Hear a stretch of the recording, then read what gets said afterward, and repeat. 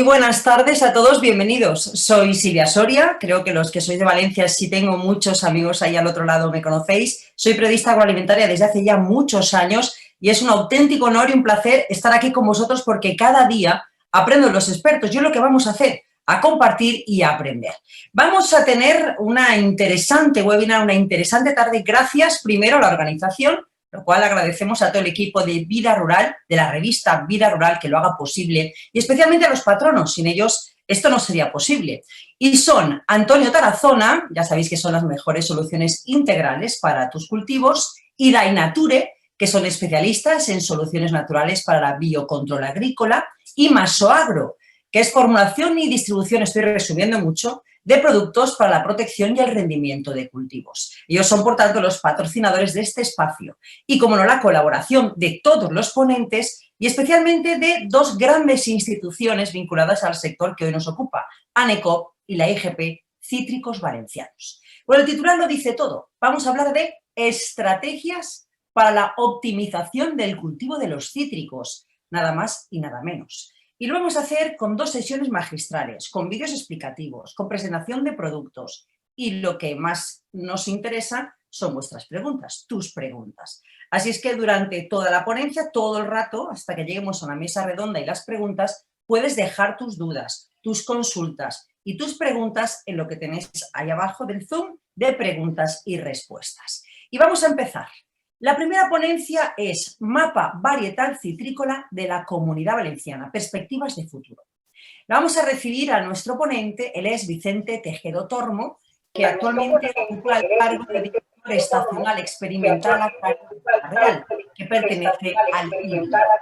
Su currículum es extenso. Él es doctor ingeniero agrónomo por la Universidad Politécnica de Valencia y funcionario de carrera desde 1991. Enseguida le daremos paso porque, como veis, hay alguna dificultad de sonido. Enseguida lo recibiremos. Bueno, ha ocupado muchos cargos, por ejemplo, desde la jefatura del área de protección vegetal, también ha sido jefe del área de la Oficina Estratégica Agraria, director territorial de la Consejería de Bienestar Social y director general de Calidad Ambiental y jefe de sección citricultura de IBIA, que es la razón por la que hoy nos va a dar una lección de verdad magistral. Bueno, su trayectoria es muy reputada, es muy querido en el sector citrícola valenciano y también se asocia a muchísimos proyectos, podría deciros varios. Por ejemplo, obtención de variedades triploides de cítricos o adaptación de los cítricos a estreses provocados por algo tan importante y de actualidad como el calentamiento global o, por ejemplo, el control de la becería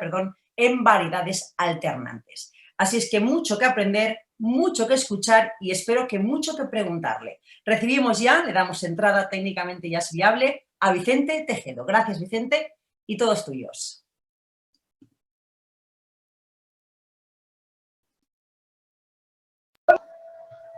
Gràcies, Sílvia. M'has ficat pels núvols. Moltíssimes gràcies. Bueno, pues en primer lugar, dar las gracias a Vida Rural porque ha organizado esta webinar, a los patrocinadores y organizadores. Voy a ver si puedo compartir la pantalla para que veáis mi presentación. Yo iré hablando y supongo que se podrá ir viendo.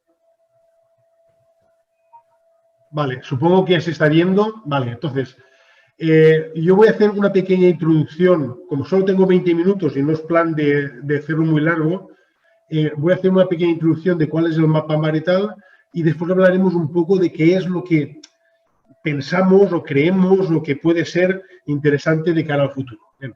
Entonces, en la primera diapositiva... ¿No va? Ahora, ahí en la primera diapositiva pueden ver o podéis ver cuál es la superficie española de cítricos por autonomías. ¿Vale? En las principales productoras son Andalucía, la región de Murcia, la Comunidad Valenciana y Cataluña. Bien, evidentemente ahí podéis ver que la primera, la que más superficie tiene en estos momentos de toda España es la Comunidad Valenciana, seguida de Andalucía, región de Murcia y Cataluña. Lo que es interesante es lo que pone debajo, ¿no? Mientras en la Comunidad Valenciana la superficie de naranjo y mandarino y limonero han desaparecido, aunque la superficie de pomelo aumente una barbaridad, en estadística mucho de poco es poco. pero sí que vemos cómo en la Comunidad Valenciana desciende la superficie tanto de naranjo, de mandarino como de limonero, mientras que en Andalucía lo que aumenta es la superficie de naranjo, de mandarino y baja un poco la de limonero. Las otras regiones realmente no son demasiado importantes de cara a la superficie. Vemos cómo va a evolucionar, bueno, el estudio es son 20 años, desde el año 1999 hasta el año 2019. Me he fijado mucho, o nos hemos fijado mucho, en la producción, porque la producción siempre es año pasado, con lo cual los datos estadísticos de la producción citrícola son muy fehacientes y realistas. Así como la superficie puede variar o no concordar en algunas ocasiones, pero lo que sí que sabemos seguro es la producción. Y podéis ver ahí cómo la producción citrícola en España, bueno, la línea es ascendente, ¿no? Aproximadamente España viene a producir una media de entre 6 millones y medio, alrededor de 6 millones y medio de toneladas de cítricos. Podéis ver que ha habido años que se han superado los 7 millones y ha habido años que han estado por debajo. España es, hasta ahora, la primera productora mundial de cítricos para consumo en fresco. Lo que sí que ocurre es que si vemos la estadística de otros países competidores directos nuestros, pues Egipto ya casi nos alcanza y Turquía pues está aumentando muchísimo. La suerte que tenemos, entre comillas, la suerte que tenemos es que tanto Egipto como Turquía, sus mercados fundamentalmente es el mercado soviético, el mercado ruso. Bien, si nos damos cuenta, hemos visto cuál es vamos a ver rápidamente por autonomías la producción de naranjo por comunidades autónomas en España, y podemos ver que la hegemonía ha estado siempre en la Comunidad Valenciana. Lo que pasa es que, si os dais cuenta, ahí hay dos flechas amarillas en las cuales Andalucía ya ha superado en producción a la Comunidad Valenciana.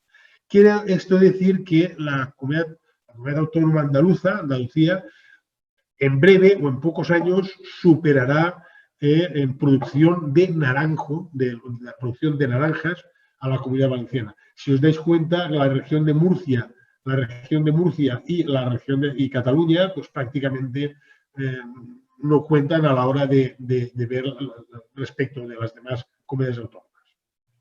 En cambio, si nos fijamos en lo que es la producción de mandarino, aquí sí que la diferencia es abismal de la Comunidad Valenciana respecto a las otras comunidades autónomas. Podéis ver cómo la producción de mandarino en la Comunidad Valenciana aproximadamente viene a estar siempre una media aproximadamente de 1.400.000, 1.500.000 toneladas.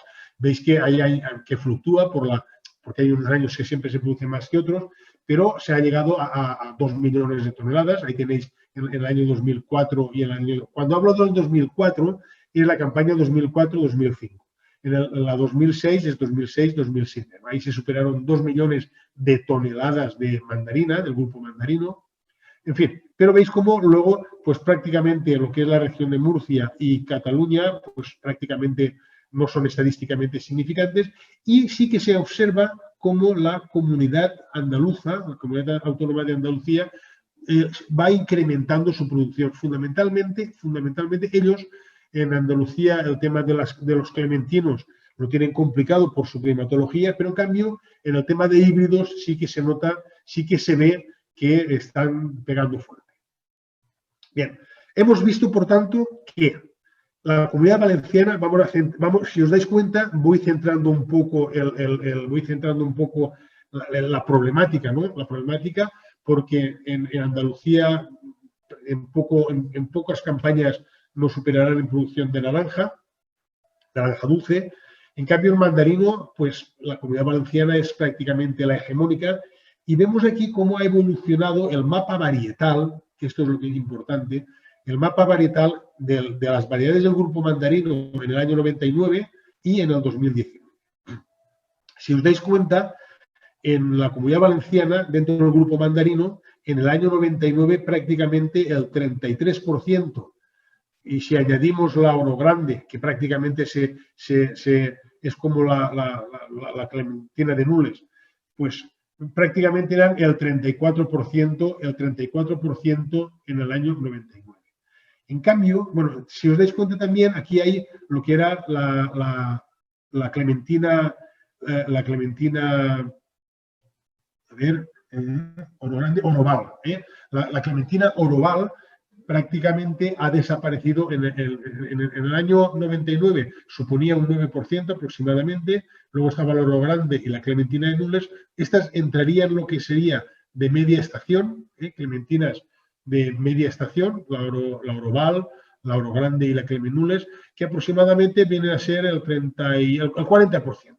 ¿Vale? El 40% de toda la producción de clementinas en el año 99 eran clementinas de media estación. Si nos damos cuenta, bueno, prácticamente los híbridos nuevos, lo que llamaríamos híbridos de club, eran inexistentes. Y lo que eran híbridos se centraban fundamentalmente en la Nova, la Hortanique. ¿Vale? Entre la Nova y la Hortanique. Bien. ¿Qué ocurre? Vemos la evolución, o sea que el grupo Satsuma en 20 años ha descendido un poco, en la clementina precoz sí que ha aumentado un poco, la clementina de media estación baja ligeramente, la clementina tardía también baja y el tema de los híbridos sube 10 puntos, que es una cosa importante. Esto sería el resumen. Tener en cuenta que la producción de mandarino en el año 99 fueron casi 1.800.000 toneladas, mientras que en el año 2019 fue de 1.168.000 toneladas. Tampoco es representativo porque, como he dicho antes, la producción sube y baja debido un poco a la alternancia de las cosechas. Pero lo que sí que quiero que nos fijemos es cómo la clementina de Nules prácticamente no se ha movido en 20 años. O sea, en 20 años de producción citrícola, la Clemenules, que es la reina y la más buena, y que sin clementina de Nules no hay campaña citrícola desde mediados de octubre hasta principios de enero, no hay campaña porque es la hegemónica, pero que quiero que nos demos cuenta cómo la proporción de producción de clementina de Nules prácticamente no ha variado en absoluto. En cambio, sí que ha aumentado bastante lo que llamaríamos otros híbridos, que otros híbridos viene a referirse a lo que es las variedades de club. La Nadorcot, la Orri, la Tango, bueno, estas variedades, la Leandri evidentemente es de reciente, se está poniendo hace muy poco, pero sí que fundamentalmente en estos momentos esto sería Nadorcot y Orri. Bien, pasamos a la siguiente diapositiva y vamos a ir provincia por provincia. Entonces, hemos visto en toda la Comunidad Valenciana, fijaros la provincia de Alicante. La provincia de Alicante, ahí pone fuente mapa, pero es fuente de la Generalitat Valenciana. Fijaros cómo el tema de clementina desciende claramente, mientras que el de los híbridos aumenta considerablemente. Y el tema de las satsumas prácticamente no es significativo desde el punto de vista estadístico. Y aquí vemos cómo ha evolucionado de forma brutal la provincia de Alicante. O sea, prácticamente la Clemenules desaparece, no existe Clemenules, no llega al 3%. En cambio, lo que son los nuevos híbridos, ni la Nova ni la Hortanique, la Fortuna también, la Fortune, que está de aquí, la Fortune desaparece en el año 2020, desaparece la Fortune por los problemas que tiene, pero sí que quiero que veáis cómo casi el 50% de esas 120.000 toneladas que se producen de mandarina en la provincia de Alicante son Nadorcot y Orri fundamentalmente. Y más Nadorcot que Orri. ¿Vale? Por lo tanto, ha habido una evolución significativa desde el año 99 al año 2019 en el tema de la producción de mandarino en la producción de Alicante. O sea, vamos a decir, los alicantinos se han puesto las pilas y aunque la producción realmente es baja, o sea, es poco, no es muy significante, pero sí que dentro de lo que es la provincia de Alicante ha habido una evolución hacia variedades de las llamadas de club. Prácticamente la Clemenules desaparece, la Fortuna desaparece y lo que es la Nova y la Hortanique descienden significativamente. Bien, vamos a hablar ahora en la provincia de Castellón.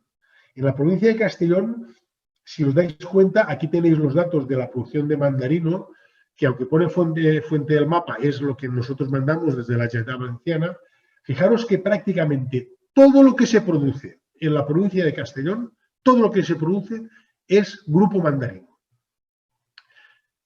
Porque si viéramos en lo que es grupo naranja, prácticamente es nada, muy pocas toneladas. En cambio, en el grupo de la producción del grupo mandarino, bueno, pues se ha llegado a las 600 y pico mil toneladas. Podemos decir que la media está alrededor de entre 450 y 500.000 toneladas de media lo que se produce en la provincia de Castellón del grupo mandarino.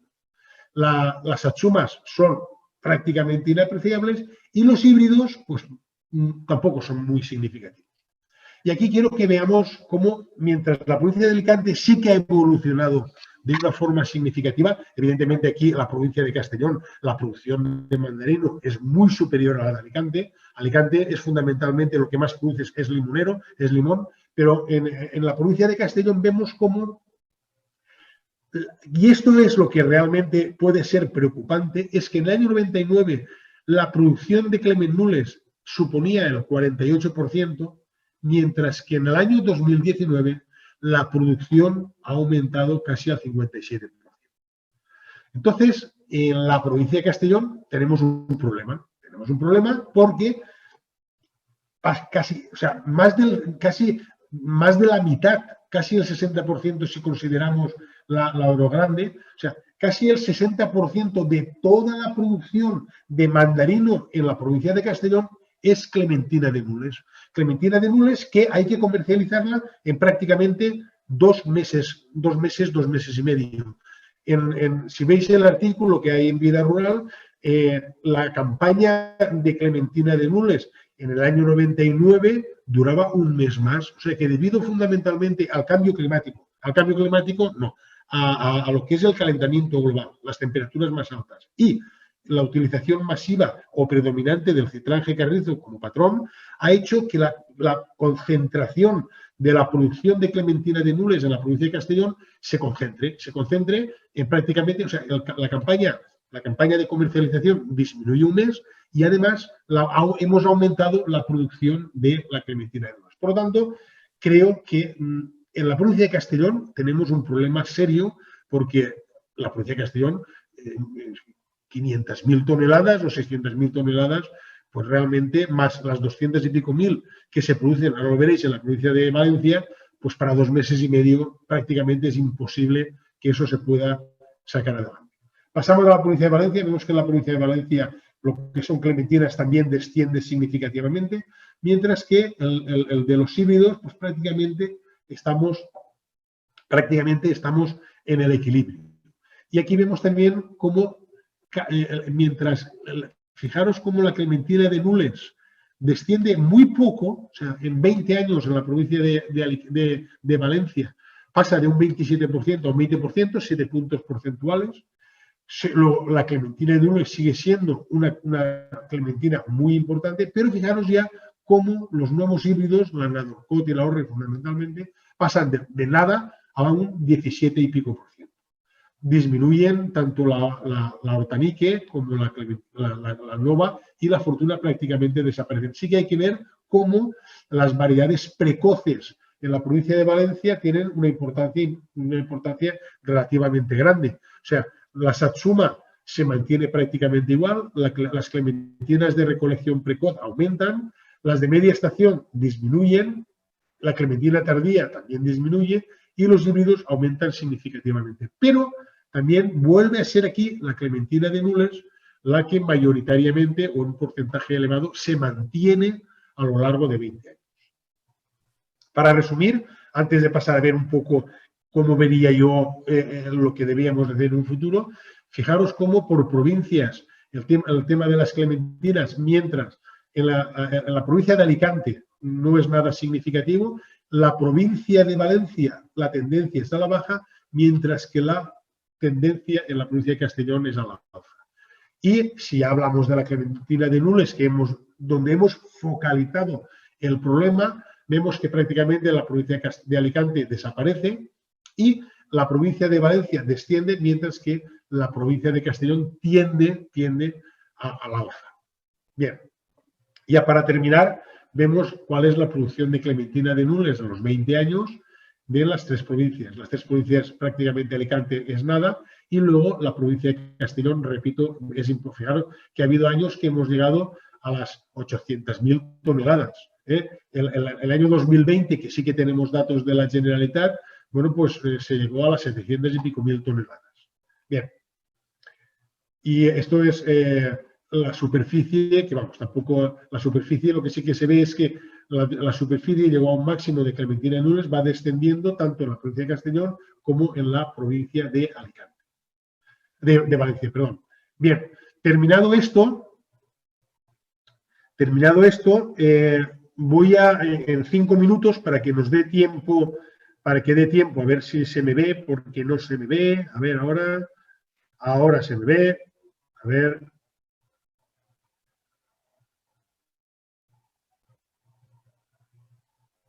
Bueno, no sé si se me ve o no.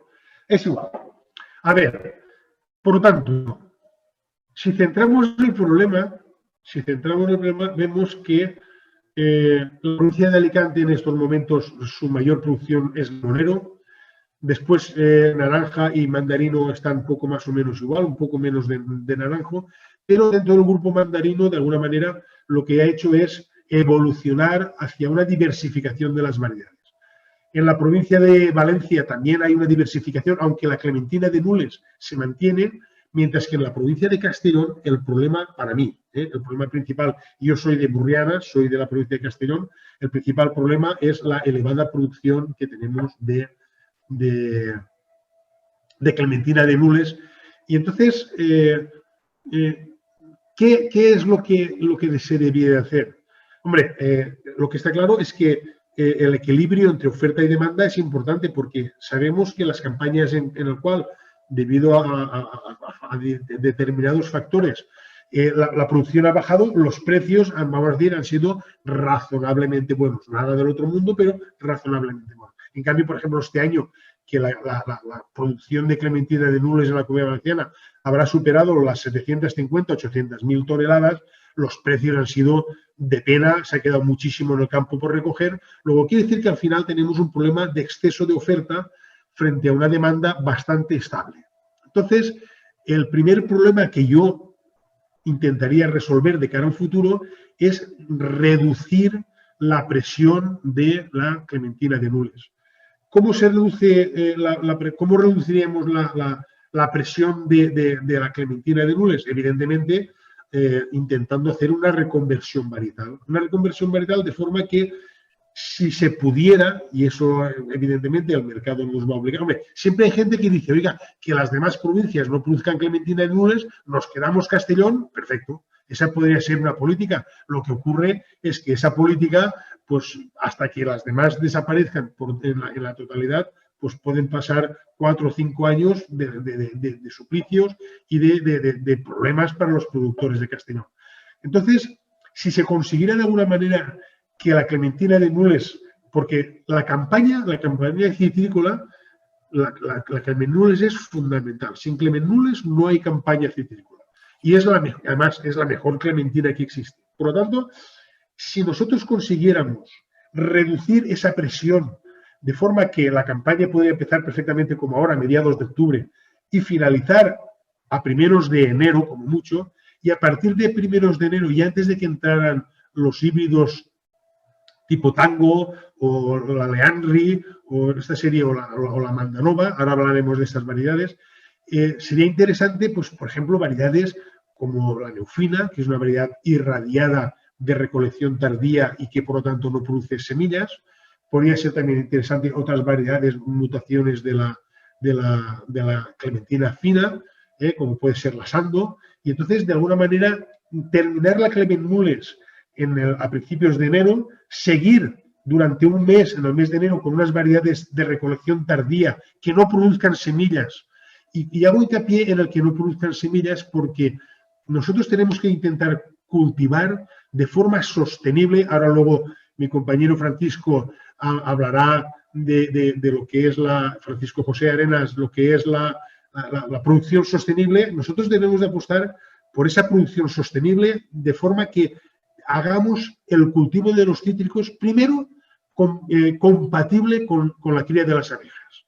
De forma que nosotros, a través de variedades irradiadas y variedades triploides que no pueden producir ni pueden producir ni les pueden producir semillas, podamos compatibilizar nuestro cultivo de mandarinos con el cultivo de la semilla. Y luego ir poco a poco sustituyendo todo lo que son los tratamientos químicos por la lucha biológica.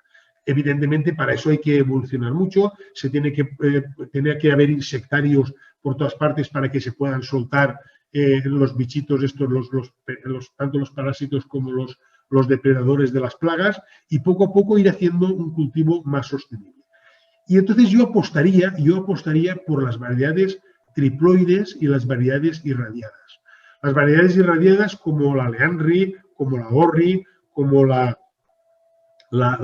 Neufina, como la Mandanova, son variedades que al estar irradiadas hemos conseguido, o se ha conseguido, que el polen no sea viable, con lo cual, y los ovarios tampoco, con lo cual, los óvulos, perdón, con lo cual, de alguna manera conseguimos que no haya polinización cruzada y que, por lo tanto, no haya la temida piñola, que es lo que deprecia comercialmente nuestros mandarinos. Y luego también decir que debemos de apostar por las variedades triploides. Las variedades triploides, nosotros en el IBIA tenemos unas variedades súper interesantes. Una variedad precoz es la IBIA Tris 707, que perfectamente puede competir con las mandarinas que nos vienen del cono sur, sobre todo de Sudáfrica, que como va a destiempo, cuando nosotros en octubre empezamos con las variedades precoces, ellos están con variedades tipo Orri tardías, y que su calidad hay que aceptarlo, es muy buena, pero si nosotros conseguimos variedades triploides o variedades no triploides, pero en fin, variedades de mucha calidad, que sean precoces para poder competir con ese competidor nuestro que es Sudáfrica, nosotros estamos más cerca de los mercados y evidentemente si conseguimos variedades de calidad nos vamos a hacer con ese mercado. Y luego variedades triploides también tardías. Tardías en el IBIA tenemos unas variedades muy interesantes como es la Alborea, como es la Safor, y dentro de poco vamos a tener algunas que también tienen un futuro muy interesante como la Omed, que es la Tris 7, y en fin, que yo creo que ahí hay un mapa varietal muy interesante a medio plazo de poder ir sustituyendo las variedades que tenemos. Sobre todo, hay que disminuir la presión de la clementina de nulas, que aparte de lo que se puede hacer en trabajos de diferenciación comercial, que todos están muy bien, tota pedra fa pared, que es lo que decimos, pero sí rebajar esa presión y luego ir sustituyendo tanto la Nova como la Hortanique por variedades triploides e irradiadas que sean de recolección tardía y que no tengan el problema de la piñola. Eso es para mí, creo que sería importante trabajar en ese sentido. Y luego, para acabar ya, 2 minutos, recientemente la Unión Europea está estudiando un informe sobre las nuevas técnicas genéticas, que parece ser que va a ser favorable, no es transgénicos, sino que nosotros lo que se llama el CRISP.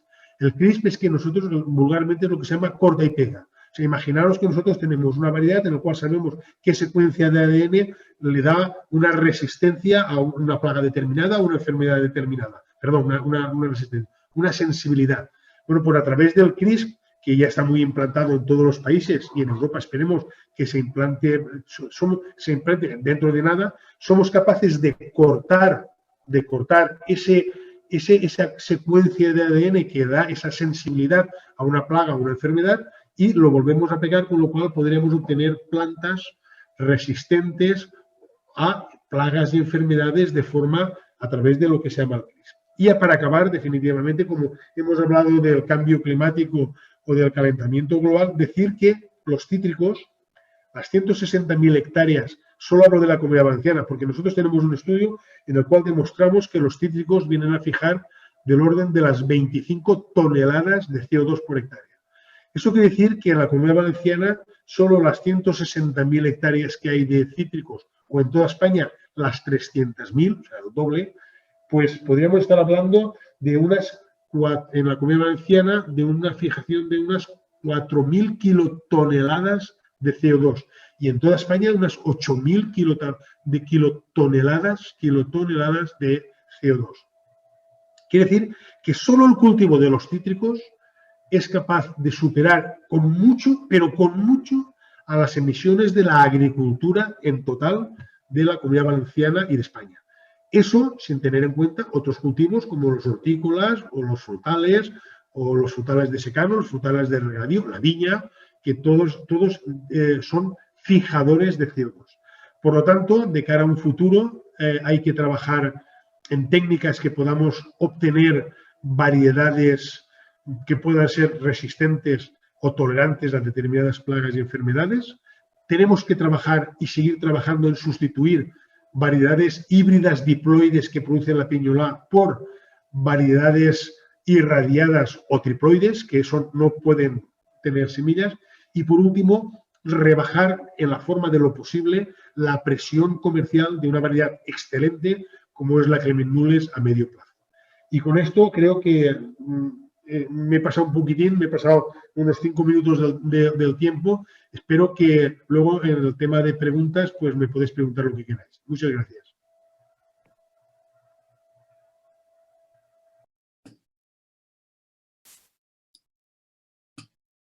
Muchísimas gracias, Vicente. De verdad que invito a todo el mundo a que dejéis vuestras preguntas tanto en el chat como en preguntas y respuestas, porque Vicente nos ha lanzado, la verdad es que cuestiones de lo más atractivas.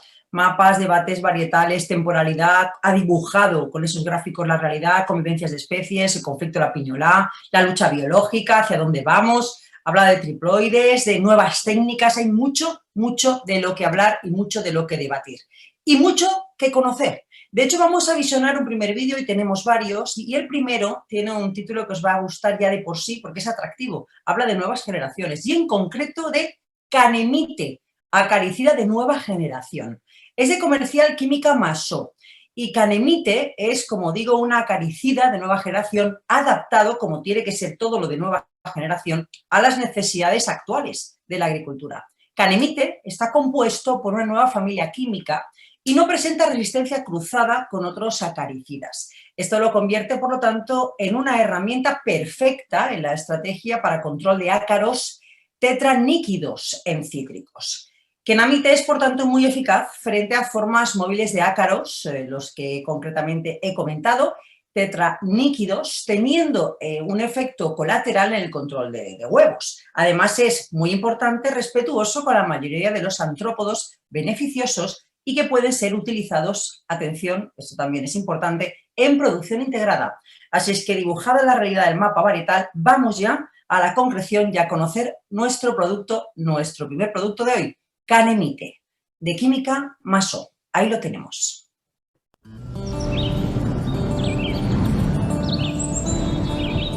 Masó Agro presenta Canemite, un acaricida de nueva generación adaptado a las necesidades de la agricultura actual.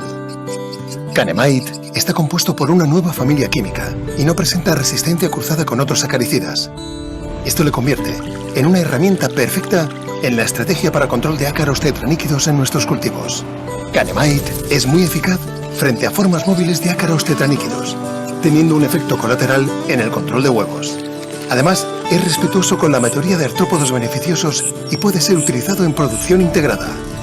Canemite es un nuevo acaricida eficaz, respetuoso con el medio ambiente y con la fauna auxiliar. Masó Agro, soluciones de confianza. Muchísimas gracias, muy interesante. Canemite, Canemite, sí, sabía que se decía, que se pronuncia Canemite, pero sin duda los agricultores lo llamamos Canemite y así es como se está empezando a dar a conocer. Y vamos a seguir conociendo cosas. Hemos tenido a Vicente, hemos conocido el primer producto, hemos lanzado muchas dudas, ya estamos recibiendo las primeras preguntas que las responderemos al final en la mesa redonda y vamos con innovación y sostenibilidad en el cultivo de los cítricos. Y nos vamos al sur, porque vamos a recibir, y es todo un placer, vais a ver qué currículum más impresionante, a Francisco José Arenas Arenas. Es el investigador de IFAPA Sevilla que hoy nos acompaña.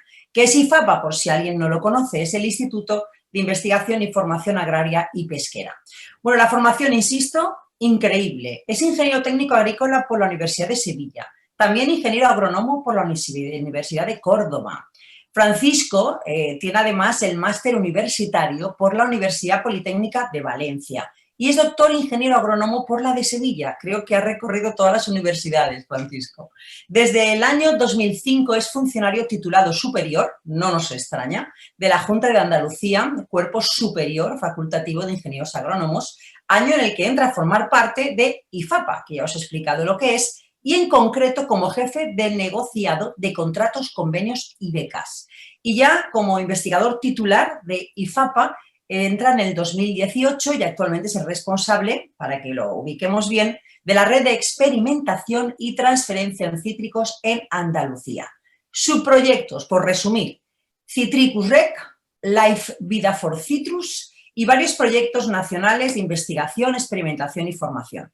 Y he ido muy rápido, Francisco, porque de verdad que el currículum es muy extenso, pero lo que queremos es oírte. Así es que damos paso a nuestro segundo ponente. Francisco, es tu turno. Muchas gracias, Silvia, por tu amable presentación y agradecer también a Vida Rural y a los patrocinadores de esta jornada. Y bueno, voy a presentar un poco datos que creo que son interesantes que conozcáis antes de empezar con lo que sería innovación y sostenibilidad en el cultivo de los cítricos. Siempre me gusta dar información para un poco abrir la mente a los agricultores que estamos muy metidos en nuestro día a día en las variedades porta-injerto, en la técnica de cultivo y controlando las plagas, pero creo que tenemos que estar en un mundo globalizado muy pendiente de lo que nos pasa a nuestro alrededor. En este momento, bueno, pues la población mundial, por todo es conocido que está en crecimiento continuo. Actualmente estamos en torno a 7.300 millones de personas a nivel mundial, pero se habla con la previsión de que en 2050 estaremos en 9.700 millones de personas y podemos llegar a 11.200 millones de personas ya en el año 2100. Es una población muy, muy creciente que va a incrementar, por tanto, su demanda de productos agroalimentarios. No olvidemos que la producción agroalimentaria es fundamental. Nos hemos dado cuenta este pasado año con la pandemia que éramos esenciales y nuestra actividad no se paró muy a pesar de que tuvo muchísimas dificultades a nivel de todo tipo de productos y también de personal, su movilidad en los campos de España. Este estudio del cual parte es un estudio ya algo antiguo, pero los estudios tienen vigencia, sobre todo porque la información que nos da tiene referencia a años posteriores. Habla de que va a aumentar la demanda de productos agrarios en torno a un 50% en 2050 respecto al 2012, cuando se empezaron a tomar estos datos, incrementándose mucho la demanda de frutas, hortalizas, carnes y lácteos.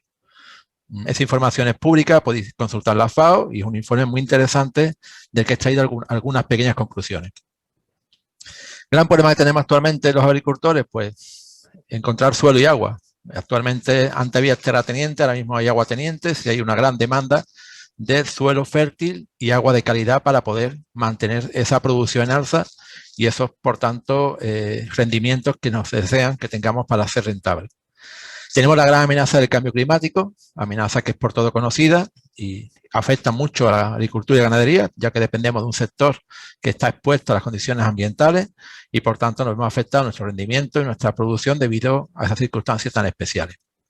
Estamos en un mundo globalizado, en el cual las mercancías circulan de un punto a otro del planeta, con lo cual pues fácilmente conseguir fruta de Latinoamérica, naranjas de Sudáfrica, llevar mandarinas a China y también traer, por consiguiente, determinados problemas como son plagas y enfermedades. Es por todo conocido que nos llegan plagas pues de Sudamérica, de Sudáfrica, vectores, incluso bacterias muy peligrosas que nos están llegando a nuestra cuenca mediterránea y Europa, que actualmente se mantiene exenta de una de las bacterias más peligrosas que hablaremos a continuación. Esto ha conllevado, por tanto, un incremento del número de plagas y enfermedades presentes en Europa, sobre todo debido a ese tráfico de mercancías y también un incremento, por tanto, de las aplicaciones fitosanitarias. Ahí veis una curva de la evolución de las aplicaciones fitosanitarias para controlar, sobre todo, patógenos y vemos como Norteamérica está a la cabeza, tiene una agricultura muy agresiva, muy de aplicar productos en continuo.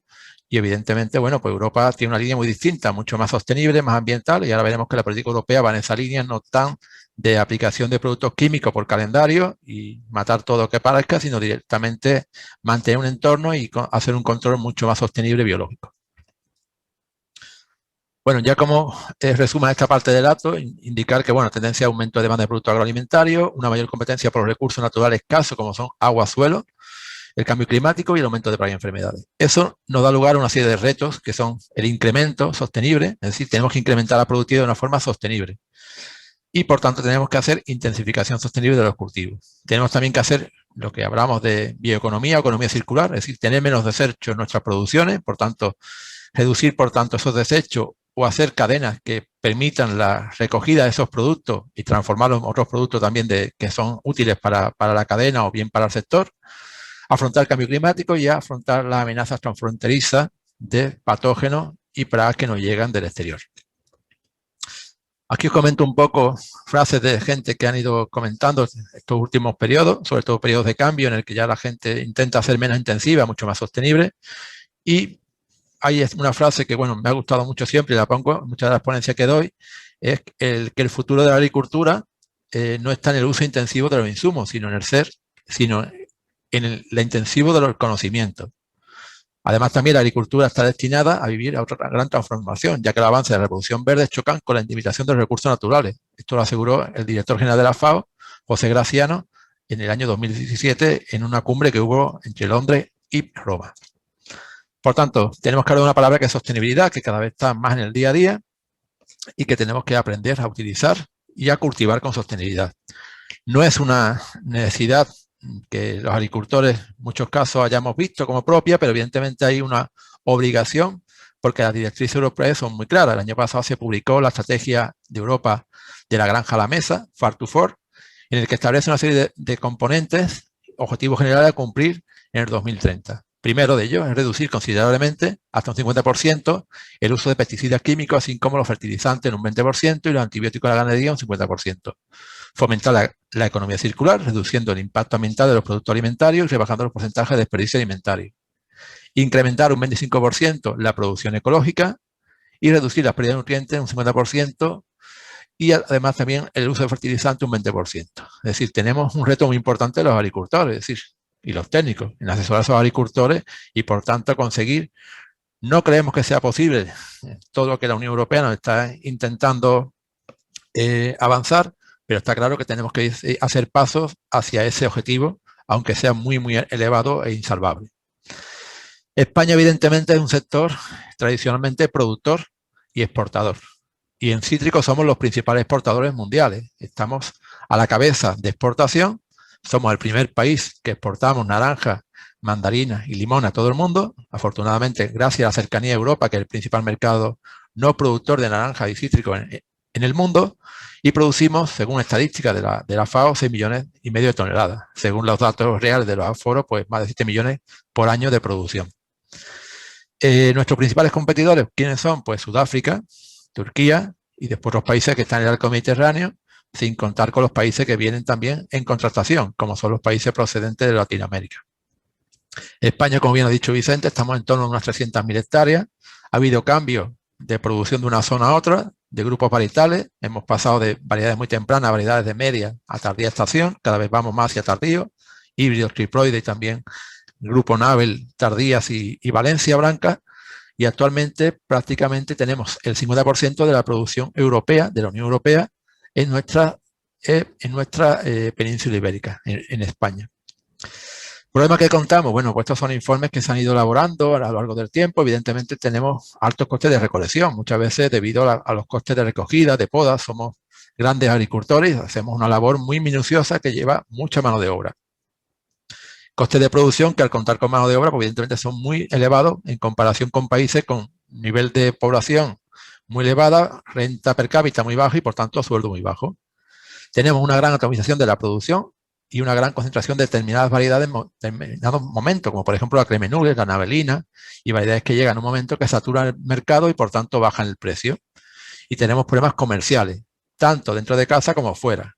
Y el tema también de la exportación muchas veces nos da quebrado de cabeza, sobre todo con que se utiliza la naranja como moneda de cambio, como ha ocurrido en Estados Unidos, como ha ocurrido con Rusia o como ocurre con otros países.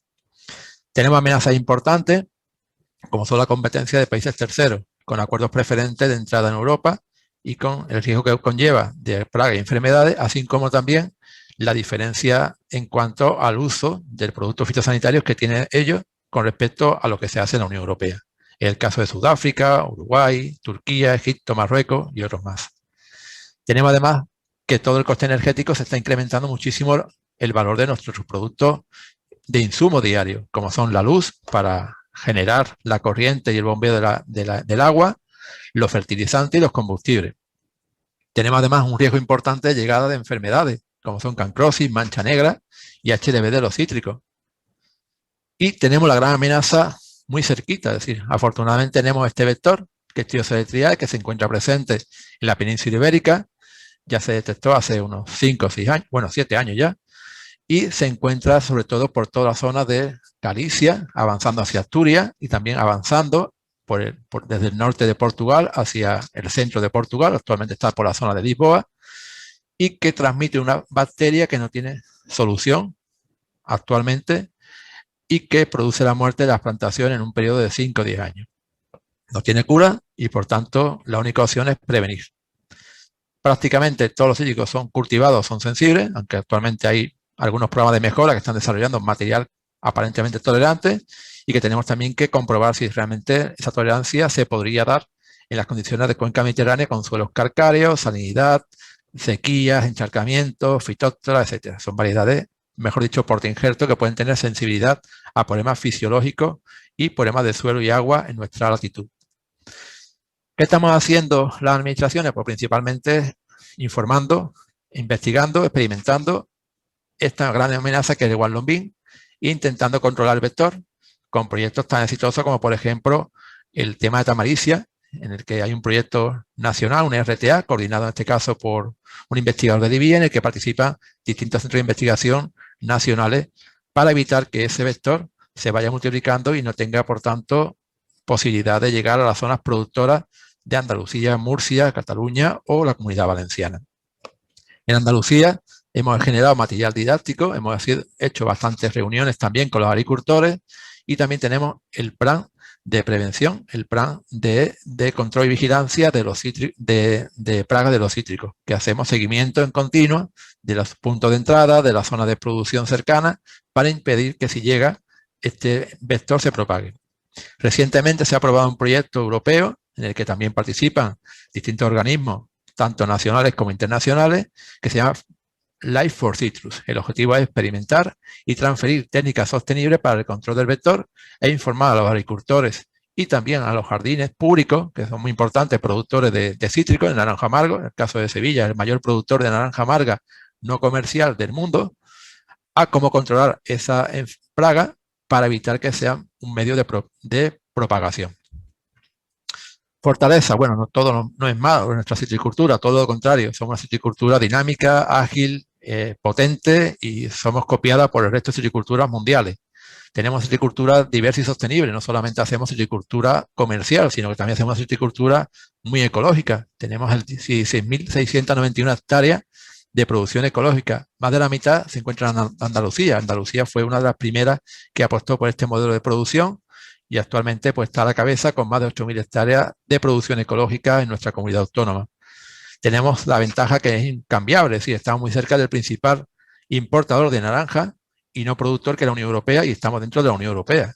Tenemos experiencia en el cultivo, tenemos nuevos materiales vegetales, tanto propios como patentados y exportados por distintos clubes de variedades y tenemos portainjertos muy buenos, nacionales, de programas de mejora genética, así como también de programas internacionales que están llegando y que estamos caracterizando. Tenemos un alto grado de certificación de nuestras producciones y además tenemos también zumos refrigerados de calidad frente a los zumos concentrados de peor calidad de países de la latitud sur, del hemisferio sur, en el caso de Brasil o Estados Unidos. Oportunidades, ya os digo, portainjertos. Siempre antes pensábamos en la variedad y después nos daban el portainjerto o el mismo o alguno que ni conocíamos. Actualmente hay una gran variedad tanto de patrones como de variedades y sus combinaciones también importantes para poder adelantar, retrasar la producción, adelantarnos una fisiopatía o incluso hacer unas producciones en un hueco de mercado mucho más interesante. Tenemos un control fitosanitario muy respetuoso, biológico, integrado, incluso con feromonas y con fusión sexual. Tenemos todo el tema de sensorización, acumulamos datos en nuestras fincas que nos permite hacer una evaluación de cuánto regar, cuánto abonar, en qué momento, y esos datos pueden pasar a la nube y hacernos ser mucho más eficientes en la toma de decisiones y, por tanto, evitar pérdida de agua y de nutrientes. También hemos puesto a punto el tema de acolchado de malla. Es un tema muy interesante. Creo que es un ahorro muy importante. Es una inversión pequeña en comparación con el ahorro que tiene. a nivel tanto de agua como de nutrientes, como de problemas de suelo y sobre todo de hongos, y además produce un gran crecimiento del árbol y también de la vegetación, y impide por tanto el uso de herbicidas en la plantación. Técnica para reducir también la mano de obra, pues sería algunas técnicas para evitar el chuponado, la parte superior, la poda mecanizada, o bien eliminar esas ramas que nos impiden el desarrollo y el paso de maquinaria por la calle, lo cual conseguimos, por tanto, que los marcos sean mucho más adecuados y que muchos tratamientos lleguen de una forma mucho más eficiente. Tema de recolección mecanizada, evidentemente, esta ha sido una técnica que no ha estado desarrollada. Evidentemente, la naranja nuestra es para zumo, para mercado fresco, no para industria, pero sí se ha desarrollado en otros sectores como el olivar o en otros países como Estados Unidos en el caso de la naranja. Y también hay experiencia en el superintensivo, en olivar, en almendro, y también hemos hecho ensayos para el superintensivo de cítricos. Creo que todo ello va en beneficio de mejorar nuestra intensificación sostenible y adaptar, por tanto, un modelo de cultivo a un modelo que posiblemente en el futuro sea necesario implantar en nuestra finca en la península ibérica. Bueno, evidentemente de material vegetal no puedo contar más de lo que Vicente Tejeda ha dicho del tema de variedades. Creo que también es importante contar con un buen portainjerto. Es el patrón, como todo el mundo sabe, y el patrón es el que debe mandar muchas veces las decisiones a la hora de establecer una plantación. Es decir, elegir un buen portainjerto en la vida de la plantación y impedir, por tanto, que tengamos que cambiar, porque la variedad se puede injertar, el patrón hay que eliminarlo, por tanto, conlleva una pérdida de años de producción y un coste económico muy importante. Y el patrón debe ser un gran debe ser conocido por todos para elegir el más adecuado en función del suelo. Actualmente los suelos son cada vez más dificultosos porque cada vez el terreno que estamos cultivando es mucho más complicado. ¿Qué estamos haciendo? Bueno, pues evidentemente de todos los materiales que actualmente disponibles, que pueden tener interés, estamos evaluando en colaboración con distintos centros, tanto nacionales como internacionales, y también colaboración con la empresa Agromillora. Estamos evaluando materiales en invernadero y también en campo, frente a fisiopatías típicas de la cuenca mediterránea, como son, pues, lo que he comentado antes, caliza, salinidad, encharcamiento, fitóptora, sequía, boro, etcétera, nematodos, y comprobando si estos materiales que nos están dando como buenos o tolerantes a posibles plagas y enfermedades se comportan en estas condiciones. Si se portan bien, directamente van a campo y comprobamos su calidad y su producción. Si son interesantes, posteriormente se asesorará a los ostentores para que lo registren y posiblemente llegue a los viveros. Es un trabajo que evidentemente no es corto, pero os puedo decir que con la otra gran problema que tuvimos, pandemia, que fue la tristeza de los cítricos, se empezó así y afortunadamente detectamos portainjertos como el carrizo o el troye, que actualmente son los portainjertos más utilizados en la citricultura española. Y cuando en el año 50 teníamos naranjo amargo únicamente, pues actualmente tenemos una gran diversidad de materiales disponibles para hacer frente a enfermedades como en aquel caso fue la tristeza de los cítricos. Temas de alta densidad, bueno, evidentemente la alta densidad se puede pensar exclusivamente en el superintensivo para conseguir la recolección mecánica, pero estamos viendo que este aporte reducido también reduce mucho los costes de poda y reduce mucho los costes de recolección. ¿Qué estamos trabajando? Bueno, primero, en crear sistemas, en segundo lugar, en crear también un poco la estructura con podas y con algún tipo de intervención, y segundo, elegir los mejores materiales de vigor o tamaño reducido que permiten no tener que forzar mucho la poda, que sabemos todos que si se forza mucho la poda conseguimos mucho materia seca que después no es productiva. Marcos los que hemos trabajado muy diversos, desde 3 a 1 hasta 3,5, 4, 1,25, 1,5, y después de prueba y error pues hemos conseguido marcos muy adecuados en función de la variedad o del grupo varietal que se vaya a plantar, a injertar. En el tema de poda, evidentemente hay mucha experiencia procedente de frutales y muchísima máquina española, afortunadamente, que podemos probar. No digo yo que tenga que ser una poda continua, pero sí puede ser una intervención, ya sea de topping para eliminar esos chupones altos que nos dificultan un poco el desarrollo de la producción y que nos impide muchas veces el poder recolectar la fruta más superior, o una poda de rama falda que nos impediría la llegada del aguado, por tanto estaríamos incidiendo rápidamente en la necesidad de utilizar fungicidas, o una poda lateral que me mantendrá el árbol en unas condiciones, digamos, de anchura que impida, por tanto, que pueda pasar después máquinas de tratamiento turbo y, por tanto, el desarrollo de plagas o enfermedades. Esto lo hemos hecho también súper intensivo y es una poda bastante fácil, barata y muy bien adaptada al sistema. Recolección mecánica, he hablado muy de pasada, evidentemente la hemos probado máquinas que ya existen, también probamos máquinas que no existían en España y que fueron compradas por algún productor, en este caso de Andalucía, y evidentemente la recolección mecanizada tiene sus pros y sus contras. El primer gran pro es el abaratamiento del coste. El segundo, que necesita una serie de adaptaciones en la finca, y evidentemente si no lo hace antes, pues es muy difícil que una finca preparada con marcos tradicionales, con apertura en vaso y con calle estrecha, meter una máquina de este porte. O lo preparas previamente, o adaptas la finca a la máquina, o la máquina no se puede adaptar totalmente a la finca. Hemos probado equipos cabalgantes y equipos también tipo derribadoras. Este caso que pongo en la fotografía es una vendimiadora procedente de la vendimia de la uva, que posteriormente pasó a la aceituna y actualmente ya hay incluso para almendro, y en este caso es una que hemos probado para cítrico, aunque no específicamente de cítrico. Ya os decía que es una recolección que puede ser orientada a fresco. Creemos que ese tipo de producciones pueden ser muy interesantes con una forma muy sencilla, es decir, tener la fruta de mayor calidad recogida a mano. Son plantaciones peatonales, plantaciones de 2 más 2 metros de altura, una anchura aproximadamente de metro y medio y en torno a 1.500 a 2.000 plantas por hectárea. La producción rápidamente se alcanza los kilos actualmente que se consigue con una finca convencional y podemos tener una gran calidad. Gran calidad que podemos recolectar a mano sin necesidad de escalera, a un bajo coste, y que la parte no comercial, la parte que tenga algún daño por plaga, por lo que arañazos del viento o algún tipo de incidencia climática, podemos destinar a la industria. Pero no lo recogemos y metemos al almacén, sino que directamente recolectamos con máquina y posteriormente pasaría a la industria transformadora, con lo cual el abaratamiento de los costes de manipulación y recogida serán considerables. Por tanto, permitirá que el precio del zumo, que no es muy elevado, permita cubrir costes y por tanto tener algún beneficio. Bueno, y tenía algunas plantaciones, también os comentaba el tema del desarrollo sostenible. Estas son las máquinas que también probamos hace ya unos 5 o 6 años. Son máquinas como la americana, OSPO 3210 y 3220. La recolección llega en torno a un 70% aproximadamente. Y es importante lo que os decía antes, que la finca está adaptada. Esto está muy diseñado para la finca de Florida. En nuestra geografía y orografía es muy difícil meter este tipo de equipo. Hay un ejemplo únicamente en Córdoba y yo creo que no hay más ejemplos y es muy difícil que lo haya por la distancia y la dificultad que hay para adquirirla en cuanto a precio y también en cuanto al tipo de finca necesaria. En cambio, máquinas cabalgantes, tenemos muchísimas máquinas cabalgantes. De hecho, son máquinas que van cambiando de cultivo, pasan de la viña al olivar, al almendro y pueden pasar también a los cítricos. Permiten una alta eficiencia de derribo, 90%. Permite una regulación de trabajo a una velocidad elevada, 2,5, y con una sacudida por 240 consigue, por tanto, una recolección muy elevada.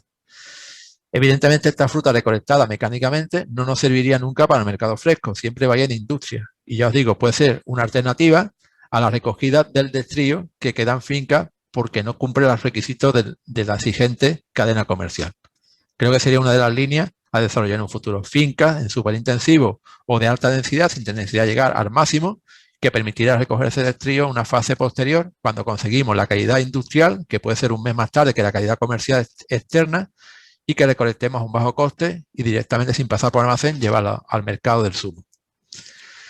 Más innovaciones que estamos teniendo, pues evidentemente este cacharrito, que hace unos años era desconocido, pues cada vez se está convirtiendo más habitual en nuestra finca. Sensores de humedad, temperatura, y que incluso nos da los caudalímetros del caudal que pasa por gotero. Además, cada vez se están generando más conceptos como son también sondas que nos permiten leer la cantidad de nutrientes que hay en el suelo. Eso es una información muy útil si la sabemos interpretar para poder analizar el momento de aplicar los riegos, cuándo aplicar los volúmenes de abono y evidentemente para reducir el derroche de agua, abono y nutrientes en nuestro sistema de riego localizado. Más herramientas, bueno, herramientas ya por todos conocidas son las redes de información agroclimática. Tenemos en Andalucía una que depende de IFABA muy potente, prácticamente 1 o 2 estaciones en cada estación, en cada comarca, y que nos dan datos a través de internet que nos permite calcular la dosis en función de la previsión o de las temperaturas de semanas pasadas.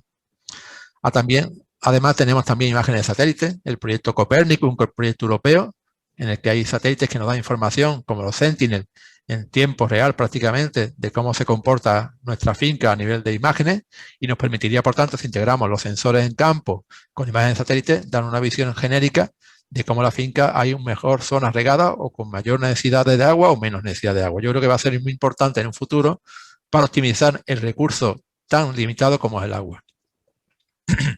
Otro de estos recursos es el acolchado de malla negra. Es un sistema muy simple, la verdad es que es tan sencillo que parece mentira no se utilice más, aunque se está implementando, cada vez se ven más fincas, no solamente cítricos, sino también en tropicales, en frutales. Se había visto antes de plástico, pero estos son geotextil. Geotextil tiene una duración de unos 10 años. Evidentemente, cuando el árbol desarrolla por completo, las necesidades de poner el agrotextil son mínimas porque el sombramiento del árbol en el geotextil ya impide que haya una degradación y, por tanto, puede permanecer incluso más de los 10 años garantizados. Impide el desarrollo de mala hierba en el caballón de adventicia, por tanto, eliminamos los herbicidas, ahorramos un 30% de agua, mejoramos la sanidad del suelo al hacer una continua solarización, calienta el suelo y, por tanto, elimina hongos del suelo, la fitóptora en concreto, y permite que no haya tampoco aguado en las ramas faldas. Creo que es una técnica muy simple, muy barata y que se traduce en un beneficio importantísimo al desarrollo de la planta, en la calidad y también la sanidad del árbol.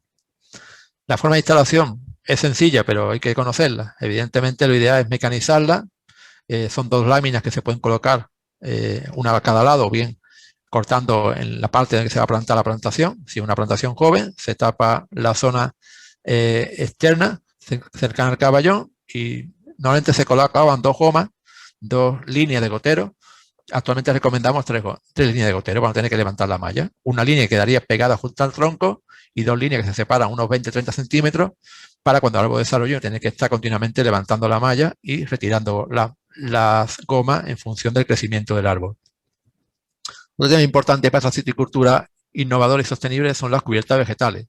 Evidentemente, por todo es conocido que una buena cubierta vegetal nos va a mejorar la materia orgánica del suelo, nos va a mejorar también el control biológico y además también nos va a permitir entrar en periodo de lluvia a recoger la fruta cuando otros agricultores que no tengan esa cubierta lo tengan mucho más difícil para acceder a su parcela, sobre todo en terrenos muy arcillosos con gran probabilidad de lluvia. Es un tema muy importante, años lluviosos sobre todo.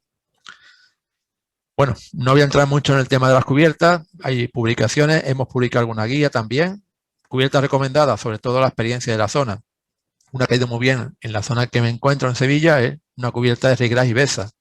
Rápidamente, crecimiento rápido, buena cobertura, estabilidad y además también tiene un buen semillado. Por tanto, esta o alguna de estas que pongo aquí son interesantísimas para mantener esos beneficios que he comentado a nivel general.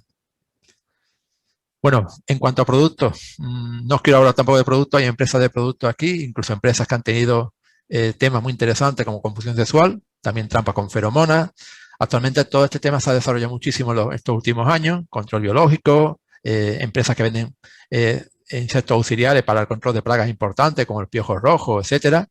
Y creo que esto es una de las líneas más interesantes que hemos desarrollado en España en estos últimos 10 años. Es decir, esto era antes muy difícil de conseguir. Yo recuerdo cuando dábamos cursos de producción ecológica en Andalucía, los agricultores decían, ¿y dónde consigo yo estos temas? Pues era muy complicado, la verdad. No había insectarios que hicieran ese tipo de fauna auxiliar, no había tampoco confusión sexual, había productos que no daban buena calidad en cuanto al control de determinadas plagas. Actualmente hay aceites muy buenos, de un gran impacto sobre plagas como el piojo rojo, y actualmente tenemos un gran catálogo de productos sostenibles como alternativa al uso de químicos.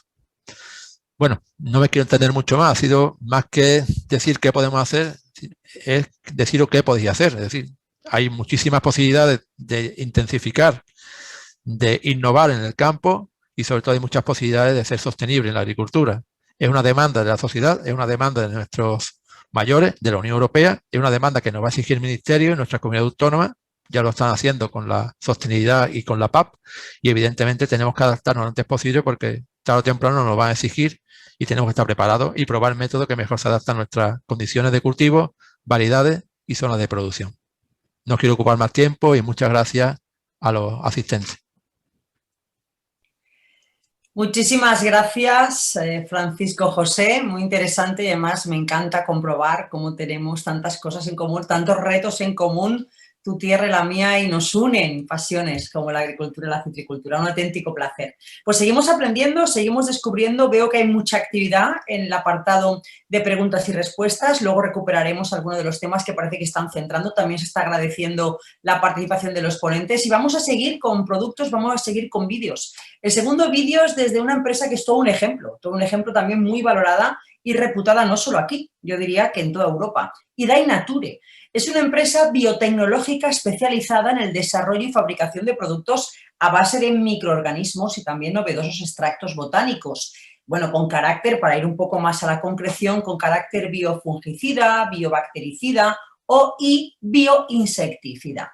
Los conocéis y lo conocéis muy bien. Sus soluciones naturales nos permiten a los agricultores cultivar vuestras cosechas sin residuos químicos y de la forma más sostenible posible. Así es que vamos a visionar ese vídeo porque me parece muy interesante conocer ese servicio, ese producto y esta empresa. Todo un ejemplo a seguir.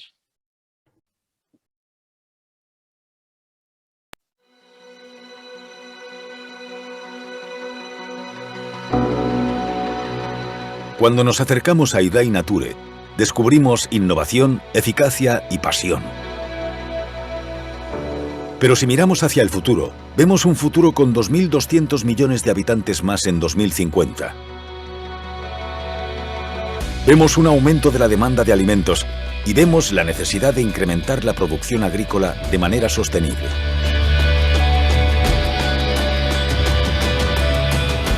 Y cuando nos aproximamos más, descubrimos que 1 de cada 4 productos de Idai Nature comercializados actualmente no existía hace 5 años. Y que este grupo que mira hacia el futuro trabaja en más de 50 proyectos de investigación, desarrollo agrícola e innovación diferentes para aportar soluciones cada vez más eficaces que den respuesta a los nuevos desafíos a los que se enfrenta la agricultura.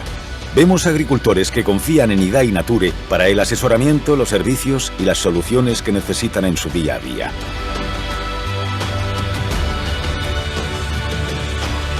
Cuando miramos a Idai Nature vemos, sin ninguna duda, la empresa de referencia internacional en biocontrol, con presencia en los 5 continentes.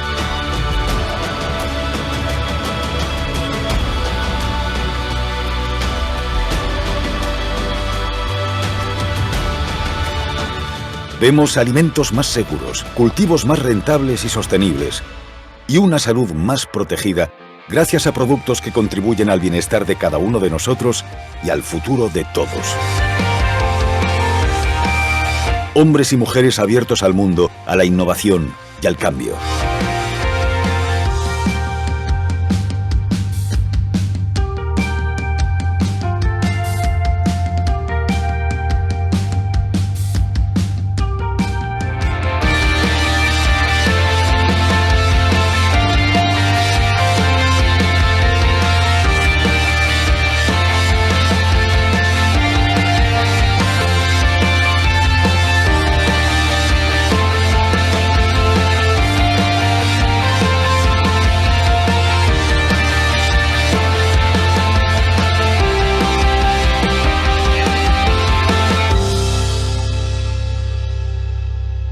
Idai Nature es la agricultura del futuro. Y como agricultura del futuro vamos a conocer productos evidentemente con mucho presente y que garantizan ese futuro. Empezamos, o seguimos, mejor dicho, con Orocide. Os digo exactamente cómo se escribe para que podáis encontrar información. Orocide es un fitosanitario fabricado por Oroagri, a base de extracto de naranja con acción de biocontrol de amplio espectro, es decir, fungicida, acaricida e insecticida.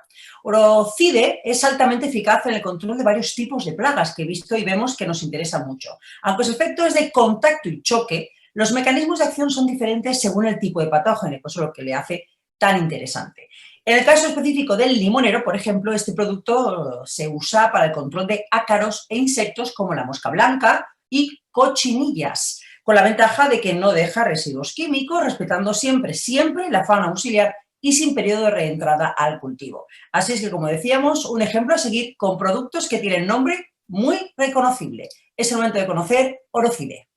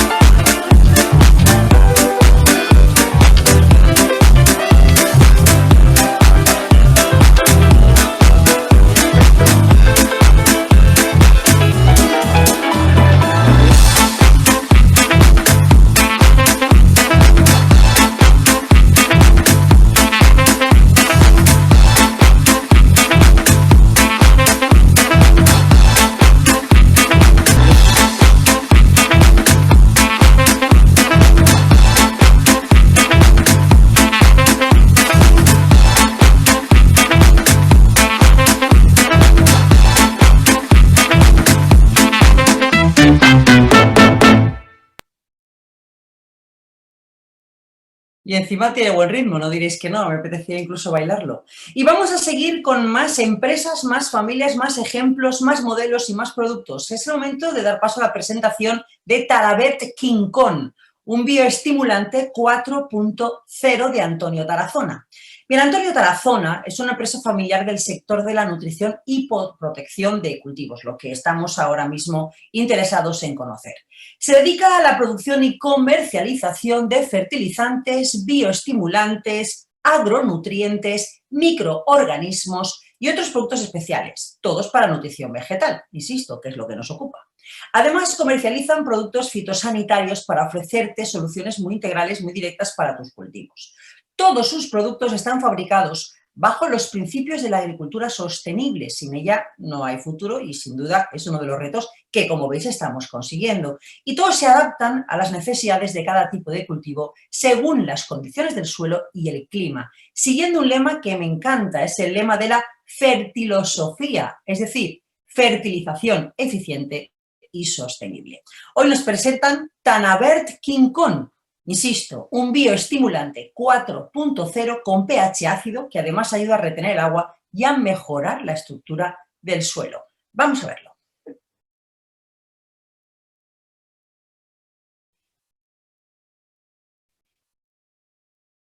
Parece que hay algún problema con ese vídeo. Bueno, pues os insisto, aquí lo tenemos, ya podemos visualizarlo. Otro ejemplo de empresa bien enfocada que tiene esa tradición arraigada y que ha sabido ganarse el futuro con productos muy concretos. Tarabert King Kong, vamos a ver. Tarabert King Kong es un bioestimulante 4.0 ecológico que contiene ácidos húmicos y fúlvicos, provenientes de leonardita. Gracias al equilibrio y formulación de Tarabert King Kong, conseguimos un bioestimulante completo y equilibrado para satisfacer todas las necesidades del cultivo y del suelo. Al aplicar Tarabert King Kong, aumentamos la capacidad de intercambio catiónico del suelo y por su pH ácido mejora la absorción de nutrientes por la planta e incrementa el rendimiento productivo.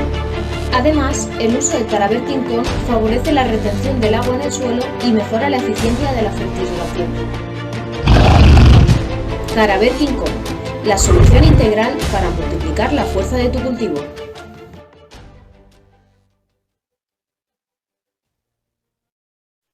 También deberíamos plantear y aplaudir el trabajo de las personas, de los equipos de marketing. Desde luego saben cómo atrapar nuestra atención. Y vamos a pasar ya a la mesa redonda. Estamos recibiendo muchas preguntas. Podéis seguir dejando algunas porque tenemos todavía un tiempo por delante para responder. Y así es que damos la entrada a Vicente Tejedo, que sigue por ahí.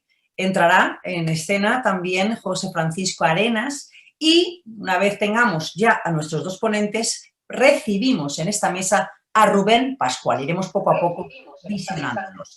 Rubén Pascual es comercial de Química Maso. Atención también a este maravilloso currículum. Ingeniero agrónomo titulado por la Universidad Miguel Hernández. Realizó un máster de especialización en técnicas avanzadas para la investigación y la producción en fruticultura. Actualmente, Rubén se encuentra formando parte del Departamento de Desarrollo y Marketing, aplaudimos también tu trabajo, de Maso Agro, desarrollando nuevas soluciones y estrategias para la nutrición y el control de plagas y enfermedades en los cultivos. Allí realiza ensayos para evaluar pues, de todo, desde los formulados y generando nueva información, siempre cercanos al cliente final, que es fundamental, con el objetivo de responder a las demandas, a nuestras demandas, a vuestras demandas de la agricultura. Así es que bienvenido, Rubén. Es un placer tenerte aquí con nosotros. Buenas tardes, Silvia. Muchas gracias a vosotros y a Vida Rural por este magnífico evento y a los ponentes Vicente y Francisco por las charlas que han dado, que la verdad es que han sido muy interesantes. Así es, gracias. Bienvenido a esta mesa virtual, esta mesa redonda virtual. También tenemos a Miquel Estruch, de Idai Nature. Miquel tiene el cargo de Sales Representative en Comunidad Valenciana de Idai Nature. Por si alguien no sabe o no tiene muy claro qué es un Sales Representative, es un acrónimo muy utilizado en el mundo empresarial y que en cierto modo se refiere a lo que entendemos, es un concepto inglés, como el responsable de comercial y ventas, pero un poco más allá. Porque esta figura, este profesional, también se encarga de asesoramiento técnico en campo, con lo cual amplía un poco más las funciones del típico comercial y ventas. Él es ingeniero agrónomo por la Politécnica de Valencia, máster en sanidad y producción vegetal y técnico en explotación. Su conocimiento también está más que garantizado en teoría y práctica. Miquel, benvingut, bienvenido. ¿Estás por ahí? ¿Te veo? ¿Te veo? Sí. Buenas tardes, Silvia. Nada, agradeceros la participación al webinar y nada, al igual que mi compañero Rubén, dar las gracias a Francisco Javier Arenas y a Vicente Tejedo por la presentación espectacular que nos han dado. No dejamos de aprender, Miquel, todos los días. Y también vamos a tener en esta mesa a Francisco Martínez Díaz de Antonio Tarazona. Él es técnico comercial de la zona de Levante de Antonio Tarazona y lleva más de 20 años de experiencia en el sector de la agricultura. Lo que es formación es ingeniero técnico agrícola por la Universidad Politécnica de Valencia, graduado en Ciencias Ambientales por la Politécnica, técnico en producción integrada en cítricos por FECOA y experto y profesional en la materia que estamos hoy centrando, agronutrientes, bioestimulantes, por Coyal EDEM. Así es que, Francisco o Paco, no sé cómo prefieres que te llamemos, bienvenido. Hola, Silvia, buenas tardes. Fran, para los amigos Fran. Qué ambientado te veo, qué ambientado te veo. Oye, que yo Sí. también tengo las mías, ¿eh? Paco, yo también. Esto gracias a los compañeros de marketing de Antonio Tarazona que me han puesto aquí un fondo virtual detrás. Yo, como te he visto al fondo, me he ido por mis naranjas, para Sí. que ambiente. Bueno, si os parece bien, como hemos podido escuchar ya a Vicente y a Francisco José, empezamos con las preguntas a los recién venidos y recién llegados, porque vemos que hay muchas. Por ejemplo, contigo, Rubén, de Masó. ¿Cómo afecta el canemite o el canemate a la fauna auxiliar beneficiosa? A ti te gusta que digamos canemite, ¿verdad? Que es como se conoce entre la Sí, a ver, realmente el nombre se puede pronunciar canemite o canemite, pero los agricultores por lo general siempre lo solemos llamar canemite, ¿vale? Claro. Nada, eso es una muy buena pregunta porque hoy se ha hablado mucho aquí del tema de sostenibilidad. A mí me gusta mucho la palabra equilibrio en la parcela, ¿no? Entre fauna, sobre todo centrándonos en la fauna auxiliar o fauna útil. Y hoy en día creo que ninguna de las empresas que nos dedicamos al tema de la comercialización de productos y de soluciones nos planteamos el no tener presente a estos enemigos naturales, ¿no? Entonces, claro, aquí canemite o canemite sí que es verdad que tiene una ventaja muy importante, aparte de ser un acaricida completamente nuevo y una familia química distinta, ¿vale? Respeta muchísimo a la fauna auxiliar. Así que vamos a mantener el equilibrio dentro de la parcela. Estamos hablando ya no solamente de fitoseidos, sino también de otros auxiliares, como Anagyrus, por ejemplo, muy importante para el control de cotonet, o Cryptolaemus, ¿vale? O también tema de crisopas o incluso Orius, ¿no? Enfocado también al tema del control de trips o de pezotrips en mi zona, por ejemplo, que es muy importante en el tema del limón. Muy bien. Cada vez hay más gente, Rubén, seguimos contigo así un poco lo ordenamos, interesada yo misma en consumir productos, sobre todo fruta, con residuo cero. ¿Cuál es el comportamiento de canemite en ese sentido? Bueno, esto también es una vertiente que ahora todo el mundo, como bien comenta, nos vamos buscando esos mercados que exigen cada vez menos materias activas, cada vez menos LMR, no porcentaje del LMR, fruta residuo cero. Entonces aquí canemite, la verdad es que tiene un plazo de seguridad de unos 28 días, a partir del cual ya vamos a estar siempre por debajo del LMR, de acuerdo, y en muchas ocasiones, dependiendo de la temperatura, va a llegar a desaparecer, ¿no? Entonces, en ese sentido tiene un perfil muy interesante para fincas de producción residuo cero y demás, con tratamientos tempranos antes de recolección, y eso también es una ventaja muy importante. Muy bien.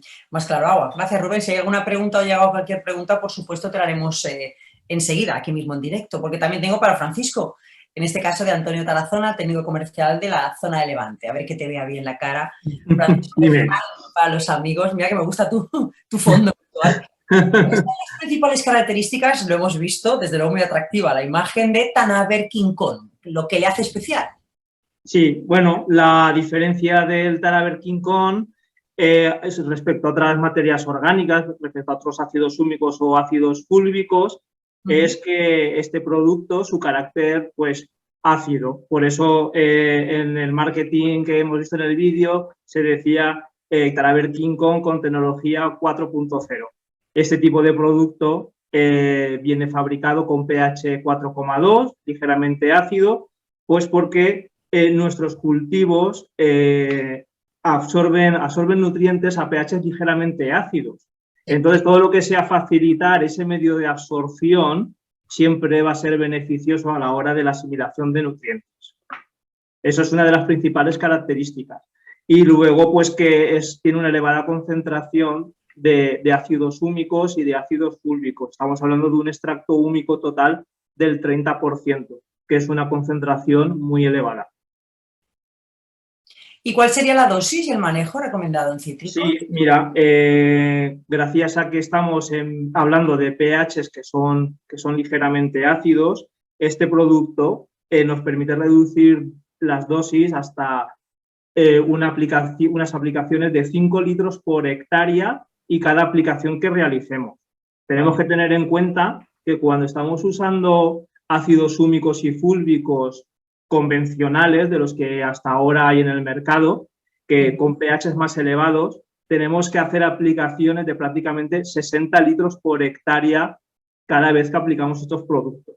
Entonces, estamos reduciendo las dosis y estamos aumentando la eficiencia de los productos. Básicamente, son las características de este producto, del King Kong.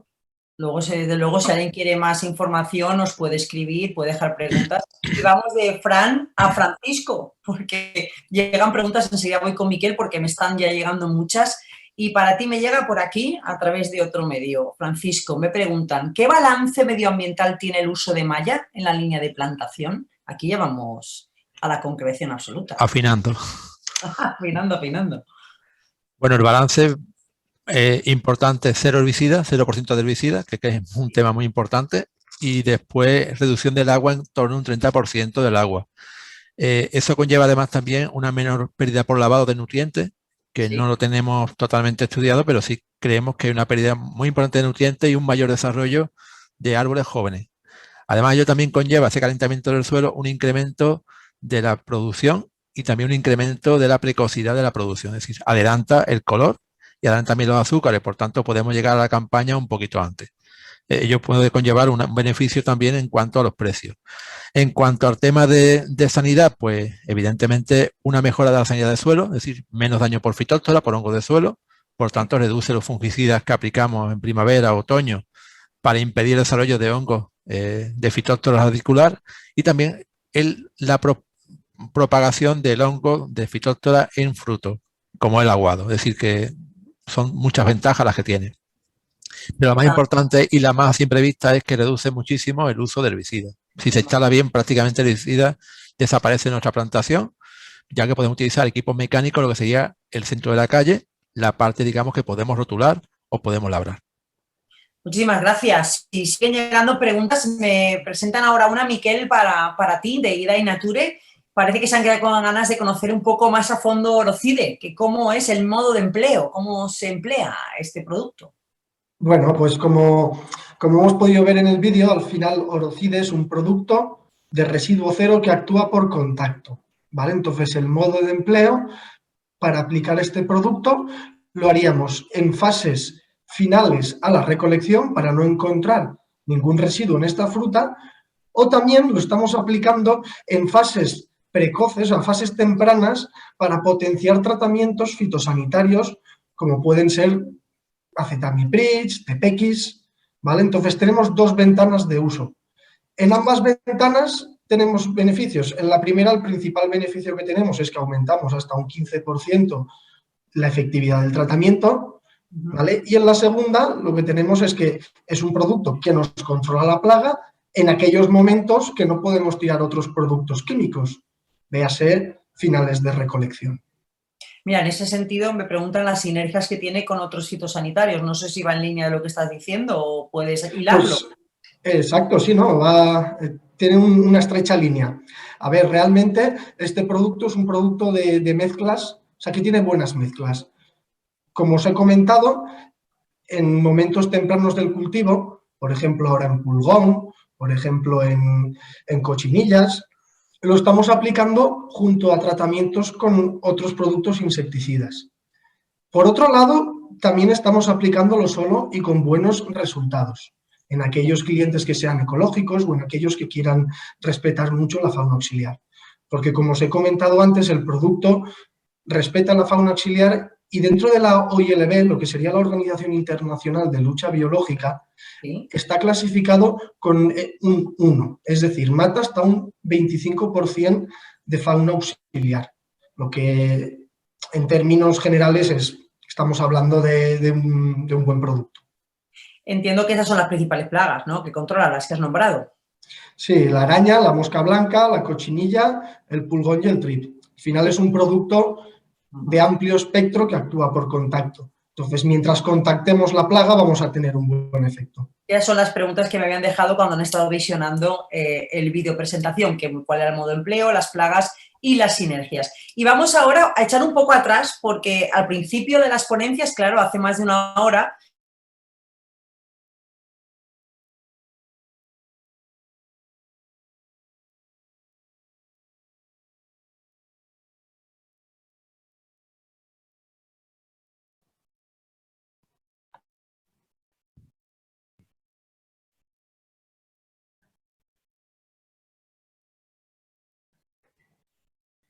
no sé si me estáis escuchando. Ahora sí, ahora sí. ¿He escuchado la pregunta? Ahora sí. Que decía que estábamos, que te han preguntado, Vicente, si no se podría fomentar más aún la exportación a terceros países de mandarinas. Estaba explicando cuando hemos perdido en un momento el audio que iba en la línea de lo que estabas exponiendo al principio. ¿Dónde estás, Tejedo? Que no te veo. Estás por aquí, ¿verdad? Aquí. Aquí estoy, aquí estoy. Es que iba en la línea de las temáticas. Yo no me veo. Puedes hablar. Y, a ver, Puedes hablar. la exportación, España, no lo veo muy bien, yo no me veo. Yo no me veo, pero suma. España es el primer exportador mundial de cítricos en fresco. Es el primer exportador mundial. Nuestros principales mercados nosotros, o sea, no digamos exportar a la Unión Europea, que nosotros somos Unión Europea y por lo tanto no exportamos a la Unión Europea. O sea, nuestro mercado interior es nosotros mismos, ¿no? Entonces, fundamentalmente, Alemania primero, Francia después, está el Reino Unido y España. O sea, prácticamente en estos 4 países es donde se comercializa todas nuestras frutas cítricas. Evidentemente, claro que hay que abrir mercados, El mercado chino parece ser que puede ser muy interesante. El mercado ruso, si no estuviera el veto, sería muy interesante. El problema es que yo siempre he dicho que el veto ha sido para los productos hortofrutícolas, los Mercedes, los BMWs, los Alfa Romeos, los Seats. Para eso no ha habido veto ruso. En cambio, para los productos hortofrutícolas, pues hay un veto ruso y nos han impedido exportar, que es un mercado muy interesante, muy al alza, porque cada vez que la gente tiene más dinero. Pero claro, al dejar ese hueco lo han cubierto fundamentalmente Egipto y Turquía. Con lo cual, una vez hemos dejado el hueco, ahí es difícil meterse. Y luego Estados Unidos. Yo creo que Estados Unidos se debe hacer un esfuerzo para seguir exportando a Estados Unidos variedades nuestras muy interesantes, porque ellos son 300 millones de norteamericanos y creo que en un momento determinado, y no se sabe por qué, se perdió o se ha disminuido muchísimo el mercado norteamericano y creo que podría ser interesante volver a retomarlo. Muchísimas gracias, Vicente. Aunque no te veas, nosotros te vemos y te oímos perfectamente, pero tenemos 6 micrófonos, 6 cámaras a la vez y en algunos momentos se escucha retorno con eco. Por eso estamos intentando que la gente que participa nos escuche. Gracias, Vicente. Bueno, pues vamos a seguir porque no para de llegarme interrogantes y vuelven a insistir sobre el caso de la malla de acolchado. Entiendo que es para Francisco, para ti, Francisco José. Y luego también iremos con los demás participantes de la mesa. Me plantean, ¿es posible la retirada total una vez cumplida su vida efectiva? Y dice, no hay riesgo de contaminación de los suelos. Plantean esas dos, Francisco. Creo que las he dejado, si quieres te las repito mientras te da el micrófono. Ya, si es ya lo tengo. Ahí estás. Si es posible la retirada total, una vez cumplida la vida, lo que es efectiva de lo que es la malla de acolchado, están hablando. Y si hay riesgo de contaminación de suelos. A ver, el tema de retirada efectiva de las mallas, perfectamente. Tenemos una finca de ensayo que tiene más de 14 años y actualmente está algo deteriorada, pero no ha hecho falta retirarla. Si tuviéramos que retirarla es fácilmente retirable. Son láminas completas, hay trozos que se han roto, pero podemos retirar en su totalidad. No queda prácticamente nada. Pensar otros cultivos como por ejemplo invernaderos que retiran el plástico 1 o 2 veces y que es un coste, digamos, asumible. Pero ya os digo, en suelo no queda nada y evidentemente si queda algún tipo de residuo es inapreciable. Y si hay contaminación de suelo, hombre, puede haber alguna contaminación. Estamos expuestos, son productos químicos que se van degradando poco a poco. Pero no tengo datos si realmente esa degradación puede afectar. para nada afectado a la producción y tampoco a los árboles que están allí conviviendo.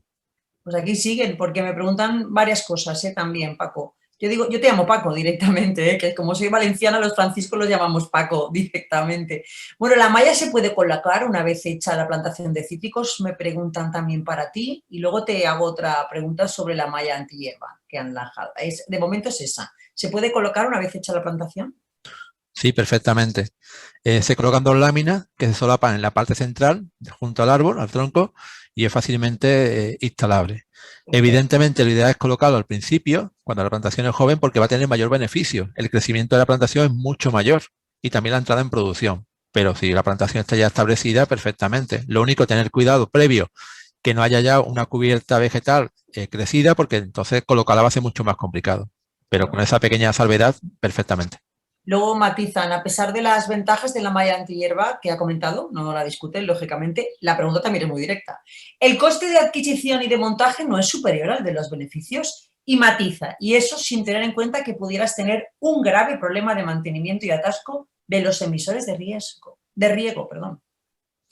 A ver, el tema del coste de adquisición, no sabría decir el coste exacto porque depende mucho del producto en sí, de la malla. Hay malla de muchísima calidad distinta, es decir, hay malla de origen chino, hay malla de origen nacional y malla que tiene una mayor calidad que otra.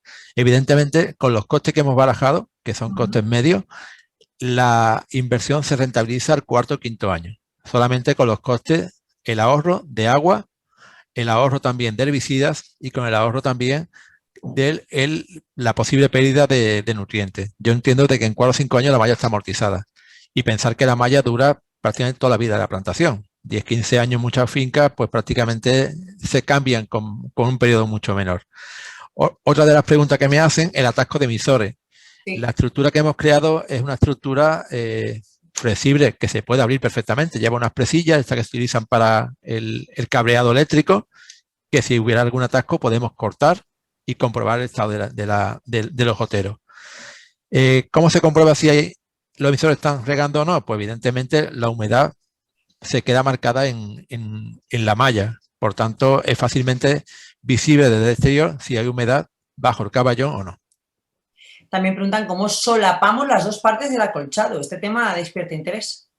Les recomiendo, tenemos un vídeo colocado en YouTube, en el canal IFAPA TV, y también tenemos en el canal Servifapa, que es el repositorio digital de IFAPA, 2 guías de cómo instalar ese tipo de malla.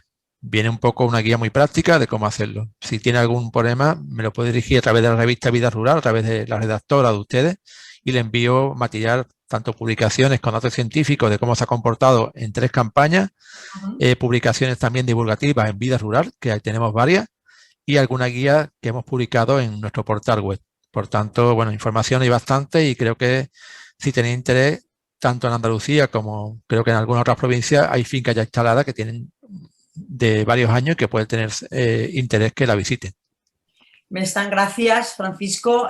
No paran de bombardear y como se están dando cuenta los amigos que nos siguen en directo desde el principio, que evidentemente nos queda poco tiempo, me están pidiendo, Rubén, y cómo pueden contactar con vosotros los que estén interesados, cada uno, tanto Rubén como Miquel como Fran, cómo pueden contactar, qué vías de contacto hay para conocer vuestro producto y especialmente vuestros productos, los que habéis presentado hoy aquí.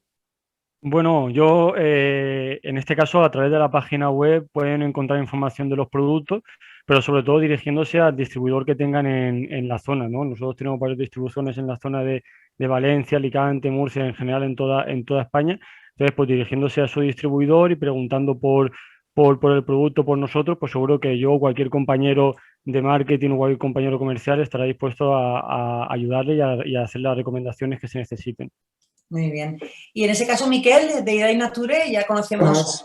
Pues a ver, bueno, como bien ha dicho Rubén, también en nuestra página web podéis encontrar cualquier tipo de información del Orocide, incluso de otros productos, pero si os parece bien os voy a poner lo que sería mi contacto y mi correo y si necesitáis alguna información yo os remito al distribuidor de la zona, que igual que como con Químicas Masó, pues bueno, tenemos también en Alicante, en Valencia, tenemos distintos distribuidores y el que sea más cercano o más afín, pues bueno, se le sirve a través de este.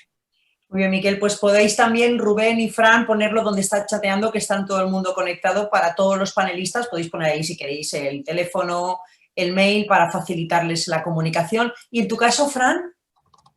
Nosotros, pues a través, como los compañeros Rubén y Miquel, a través de la página web, ahí tenéis toda la información que necesitéis. Nuestra red de distribuidores es bastante amplia en Valencia y en Castellón. Y si no, pues a través de un correo electrónico, en nuestro caso es info@antoniotarazona.com, que luego pondré en el chat para que toda la gente lo tenga, pues los compañeros de info pues ya distribuyen las preguntas o las cuestiones al resto de compañeros técnicos comerciales y desde ahí damos respuesta a las dudas que tenga la gente. Muy bien, muchísimas gracias, no paran de llegar, ¿eh? Y vamos a ver, yo me gustaría, no sé si es la persona adecuada o el profesional adecuado para responder, pero dado que me hablan sobre regulación genérica, igual Vicente puede darme respuesta a esta. Dice un amigo que nos sigue, en este caso, dice, no sé si han observado, es reflexión también, la situación de la Clemenules en campo, por eso entiendo que es para ti, pero la gran mayoría están en edad avanzada con numerosos problemas de incompatibilidad. Tenemos de nuevo ese problema de retorno, por favor, quitamos el micrófono y podemos. Pero la gran mayoría, dice, están en edad avanzada con numerosos problemas de incompatibilidad. Dice fitoflora, etcétera. Tú sabrás mejor que yo a qué se refiere. Pocas plantaciones se instauran. Y la pregunta es, ¿no crees que la regulación llegará por sí sola? ¿Cuántos plantones de Clemenules se pueden? Te deja ahí la... Mira, Silvia, he visto la pregunta en el chat, porque si pones chat ahí ves la pregunta. A ver, en estos momentos yo no sé la cantidad de plantones de Clemenules que se están vendiendo. Eso es una información que lo tienen los viveristas, Abasa, y supongo que si se entra en la página web de Abasa se podrá concluir. A ver, yo lo que sí que estoy viendo es que el comercio privado, o sea, los exportadores, bueno, que ahora ya hay incluso empresas de capital riesgo dentro de... Están poniendo Clemenules. O sea, ellos están poniendo Clemenules. ¿Por qué? Porque sin Clemenules no hay campaña. Eso es lo que yo os he dicho antes. Entonces, de alguna manera, el comercio privado está asegurándose su producción.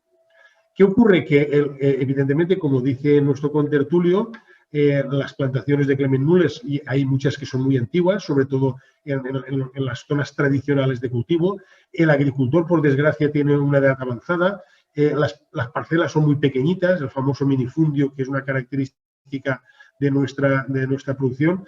Entonces, lo que yo veo es que el comercio se está asegurando su producción para su campaña. El año que vaya bien, pues a lo mejor compra más, y el año que haya exceso, pues se apañará al agricultor. Con lo cual, de alguna manera, cooperativas tienen que organizarse, y los agricultores que están en el mercado libre, pues también se tienen que organizar. Evidentemente, es lo que he dicho antes, hay mucha gente que cuando comentamos esto dice, oye, ya bajará la provincia de Valencia la clementina de Nules y nos quedaremos solo la provincia de Castellón. Sí, pero mientras tanto pueden haber ahí 4, 5, 6 años, 7 años de padecimiento por parte de los agricultores. Por lo tanto, yo creo que hay que ser valientes y hay que retomar, tener iniciativa y promover de alguna manera una reconversión varietal, en lo que he dicho, o sea, que baje la presión de la Clemenules y sustituir las variedades híbridas por variedades triploides y radiadas. Pues muchísimas gracias, Vicente, ¿eh? También pedimos que se cierre el micrófono para evitar esos retornos de sonido. Estoy poniendo en el chat los contactos, los teléfonos y los mails de los panelistas que me los están facilitando. Alguno de ellos ya lo ha puesto directamente en abierto. Podéis, por supuesto, llamarles y contactar, y yo creo que por tiempo es el momento, nos hemos pasado unos minutos, pero vale muchísimo la pena. Todo aquel que no haya podido acabar de ver este webinar o que quiera volver a verlo o volver a visionar esos vídeos, a partir de mañana me confirmen en organización que en el YouTube de Agronegocios va a estar colgado. O sea que allí podremos volver a visionarlo. De momento, muchas gracias a todos vosotros, a Fran, a Miquel, a Francisco José, a Vicente, a Rubén, y, como no, a los organizadores, a Antonio Tarazona Patrones, Idai Nature, Maso Agro y también a Necovi GP, que han participado como colaboradores. Ha sido un lujo y ahora voy a coger mis naranjas y voy a hacerme un zumo en honor a todos vosotros. Gracias. ¡Ay, por cierto! ¡Feliz San Isidro!